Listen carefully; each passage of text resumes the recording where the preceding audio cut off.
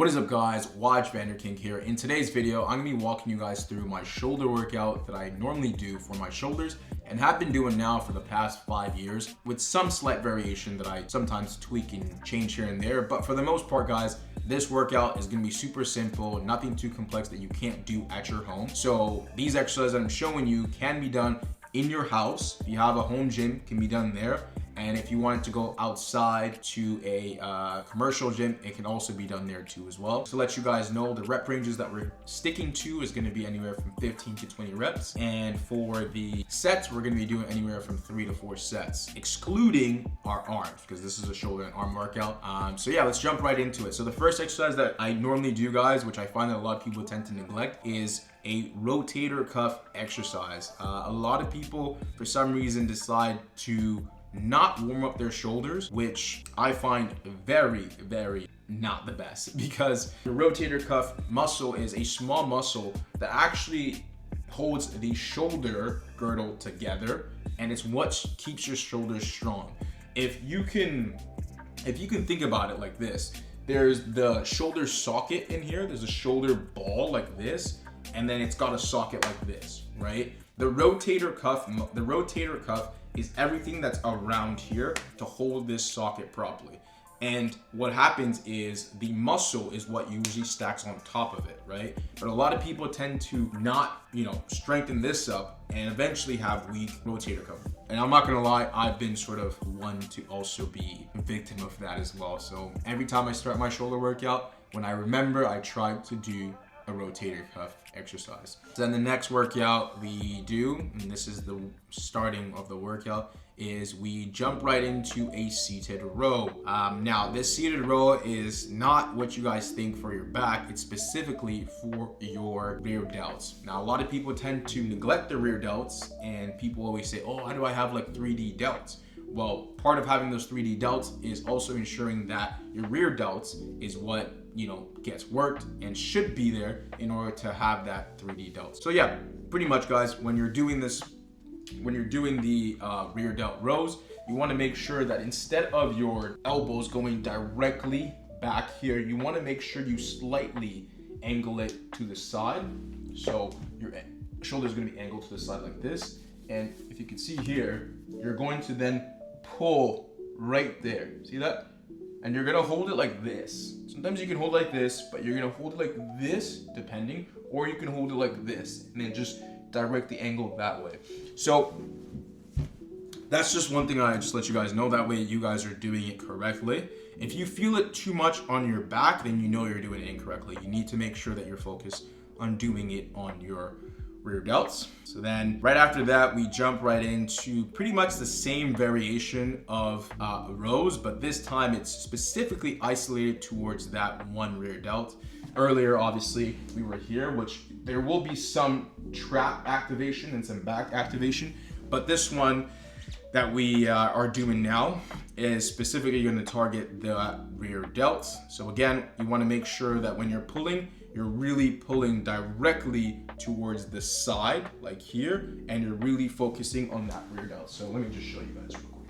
So as I'm pulling here, because I'm holding it, as I'm pulling here, I'm not sure if you can see, but I'm going here, and I'm squeezing right there, and this is where the rear delt is, right? And I'm going forward, I'm going backwards, right? I'm not going like this, I'm going here. So it's targeting that rear delt.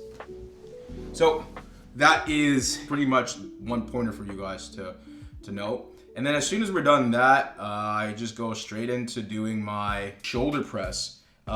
This is pretty much exactly how I go about doing it. Sometimes what I do is I go from back to side to front, but this time I decided to do from back to front to side, just because I wanted to make sure I gave this area a break. So yeah, a lot of people tend to do their shoulder press like this, regular like this, but there are people who also sometimes find it tough to put their shoulders in this manner. So what I've been doing is I've been doing it like this, straight up forward. I find that it works my front delts a lot more compared to this, which is technically supposed to work all 3 heads. But sometimes, like myself, I do find that my shoulders feel a little weird. And this is just a note for everyone else. If you have like bad shoulders or feel like your shoulders feel a little bit weird, then go from the front and just push forward. This is more, in my opinion, more of like a natural way of pushing a weights rather than here. Anatomically, it doesn't make any sense to be pushing from here rather than here. So I only do 1 set of that because, again, my front delts usually get a lot of work, especially doing bench press. So I don't tend to do a lot of shoulder presses. I tend to do 1 set, but I try to go as heavy as I can. Not as heavy, like I probably say around 75 to 80% of my maximum weights, and I just bust out 10 to 12 reps if I can. Then go in and do side lateral raises. I like to do it with cables rather than doing it with just regular dumbbells. It depends on the days, but I do prefer doing it with cables because there's constant tension from the top all the way to the bottom. And I go for about 20 reps and I do 3 sets of this. And then right after that, we end up doing tricep push down. Pointer for you guys when doing your tricep push down, make sure you're slightly leaning a little bit forward. And when you are coming down, especially with that V grip, you want to make sure that as you're coming down, you're not just here and just pushing down. You're actually turning your shoulders inwards. I don't know how to explain it to you guys, but let me just see if I can show you guys what I'm talking about. So, for example, when I'm doing the tricep, coming down this way, right? When I'm coming down this way for the triceps, it's coming down and it's like it's locked over here. But as soon as I flip it outwards, I'm getting this long head over here and it's getting a lot more activated compared to just pushing it down. So for this, I do about 2 sets. So what I normally tend to do, and I tend to go about, 12 to 15 reps with a medium to high weight. And then I just finish off with seated bicep curls. You guys could do anything you want. You guys could do bicep curls like this. You guys could do, standing barbell curls. Just really personal preference, but I finish up with some bicep curls and that's it for the workout.